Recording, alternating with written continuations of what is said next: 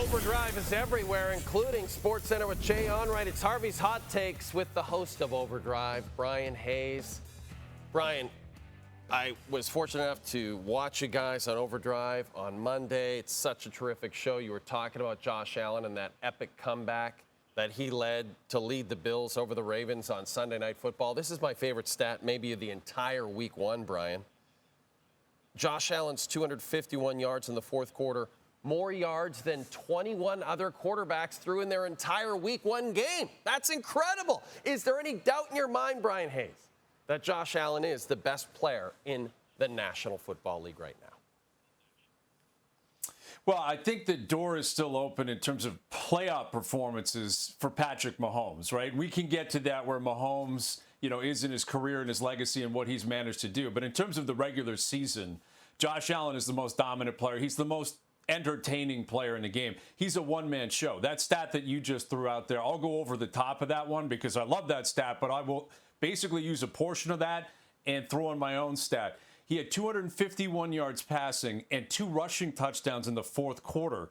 No one's ever done that before, right? They were down 40-25. They had a 0.9% chance of coming back to win that game. They won in regulation because of Josh Allen. Now, sure, things had to break their way in terms of the Baltimore Ravens possibly allowing them to get back in the game. The defense showed up late for the Buffalo Bills. But Josh Allen, in my opinion, Jay, is the most entertaining athlete in pro sports, period.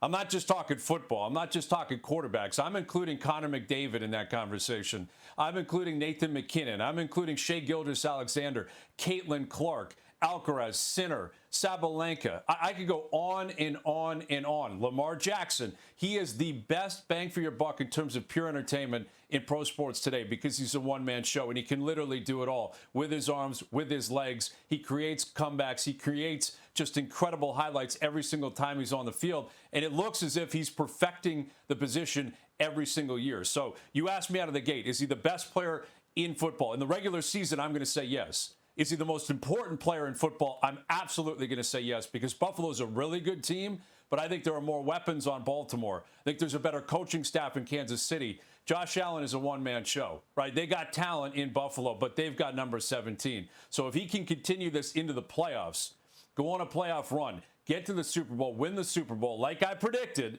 just a week ago on your show, then it launches him into a completely different category where he may be on par with Mahomes in terms of greatness, and he may continue to move up and up and up the charts in terms of all-time great, because I think a lot of times we get focused on this era, which is what we should be doing, comparing him to Mahomes and comparing him to Lamar Jackson. If he keeps playing like he did on Sunday night, he's going to launch himself into a completely different category of all-time great conversations. That's where he's going. He's a one-man show. Josh Allen is the most entertaining athlete in pro sports today. You mentioned Patrick Mahomes several times during that take, and that's the focus of my next question for you. The Chiefs lose to the Chargers in their season opener in Sao Paulo, Bryan. Patty Mahomes played well, over 300 total yards, 2 touchdowns, but the way that game played out, are you worried if you're a Chiefs fan? I would be worried for a number of different reasons. Also, history is at the forefront of this, right? They've been to 3 straight Super Bowls. At some point, that is going to come to an end. At some point, rust is going to kick in. At some point, injuries are going to pile up. Age is going to pile up. The defense is going to have a down year. I'd be fearful of that if I was Kansas City. But it is only 1 week. The Chargers are a really good team. And I think what this sets up for in terms of Patrick Mahomes and his approach to what the rest of the league and rest of the sporting world is going to apply to him is that chip on his shoulder is going to keep growing. And it's amazing that it's even there. I mean, this guy's been to 5 Super Bowls. He's won 3 Super Bowls. He's won multiple MVPs. We started this chat talking about a different quarterback being the best player in the NFL. And if I'm Patrick Mahomes, I'm thinking, okay, let me get this straight. We're flying home. We're going to be at Arrowhead for our true home opener this upcoming week. And we got the Eagles coming to town. And I guarantee you a lot of people are going to be thinking 0-2 start for the Chiefs. I'm going to say it right here, right now. They beat Philly on Sunday afternoon. I think the Chiefs are going to win that game. They're going to be one-on-one, and they're going to shut up a lot of people. So in terms of the big picture, I don't think they're going back to the Super Bowl this year. I think at some point Mahomes, Reed, and company are going to have to shuffle here and reset.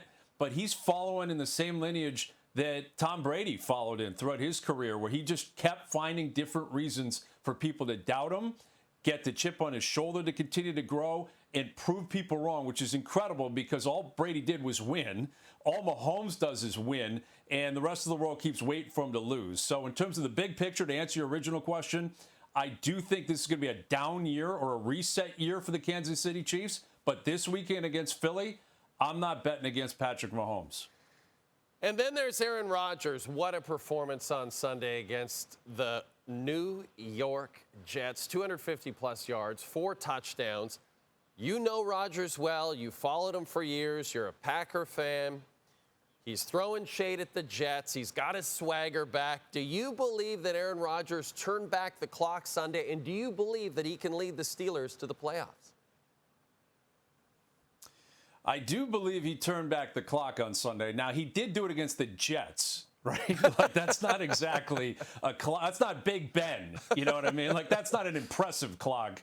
That's the New York Jets we're talking about here. But it was impressive nonetheless in terms of a first impression with the Pittsburgh Steelers. And considering his age, he's over the age of 40. And for him to go in there with a chip on his shoulder, which has been a very consistent theme of these chats, I give him all the credit in the world.